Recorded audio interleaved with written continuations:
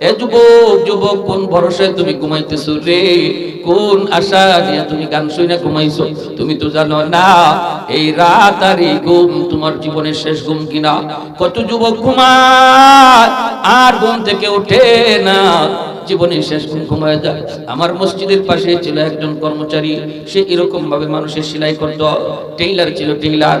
ঈদের রাত মানুষজন যে ভিড় করেছে কাপড় নেওয়ার জন্য, শাটার তো বন্ধ, শাটার খুলে না, ডাকাডাকি করে শাটার খুলে না, ভিতরে গানের আওয়াজ বাজতেছে, মানুষের আওয়াজ শোনা যায় না। শাটার ভাঙলো, মানুষজন কাপড় নেওয়ার জন্য, টাটকা যুবক লাশটা মেশিনের পাশে পইরা আছে, আর সারা রাত যে গান শুনছে, গান এখনো মোবাইলে বাজতেছে। এজন্য বলি, যদি গান শোনা অবস্থায় তোমার মরণ হয়, হারাম জিনিস দেখা অবস্থায় যদি তোমার এই রাতে মরণ হয়, আল্লাহ নবী বলে লা ইয়াজনি জানি হিনা ইয়াজনি ওয়া হুয়া মুমিন। নবী কয় হারাম কাজে লিপ্ত থাকা অবস্থায় যদি কারো